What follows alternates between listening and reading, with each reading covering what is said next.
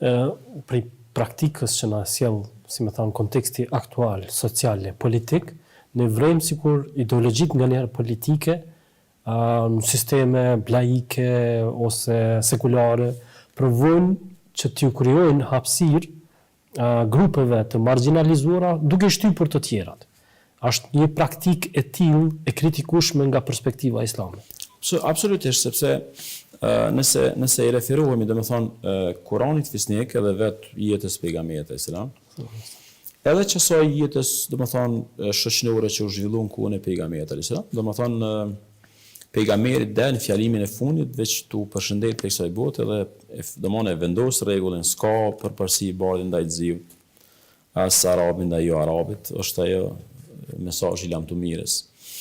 Kurani fisnik për shembull na thot neve e kemi nderuar birin e Ademit. Edhe nuk e përcakton rastën ose çfarë do përkatësie të këtij njeriu. Hazreti Muhamedi alayhis salam quhet në kam se pranë tij kalon një vdekun ose njerëzit e bardhë një të vdekun, i cili përket një feje krejt tjetër, ai quhet në kam me nderu një jo të gjallë, jo se ka shpirt, një njeri i vdekun që i përket një feje tjetër. Edhe njerëzit e pranishëm i thojnë, pse po quhesh, ai është një besim tjetër, është i vdekun, thotë unë duhet ta respektoj njeriu.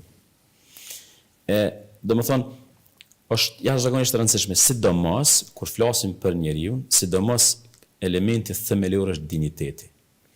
Njeriu duhet mu trajtu me dinjitet. Edhe që është një fakt tjetër me rëndësi.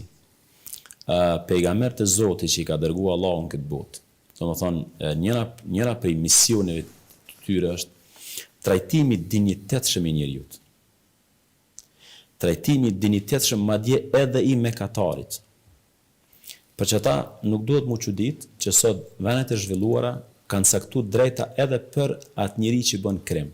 Edhe ai ka drejtat e veta.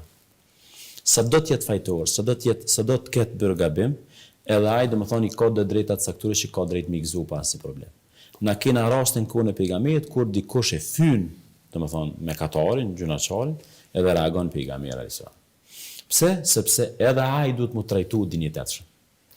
Sidomos, elementi themelor mbi cilin duhet mu trajtu njeriu është dinjiteti, e dyta është liria. Sa ma shumë njeriu të me i kriju liri. Njeriu funksionon, në kuptimin normal, vetëm kur është i lirë. Çdo lloj cungimi, çdo lloj përpjekje me kufizu lirin, faktikisht njeriu gjithmonë nxjerr prej njerëzorës. Por ata, në krejt diktatorit, në krejt popujt e pushtum, krejt, madje edhe në instancat kanë herë familjare, kur fëmijëve ju kufizohet shumë liria, nuk kemi zhvillim të normal, as fëmiju, as njeriu, as kush do qoftë, kur atij i kufizohet liria.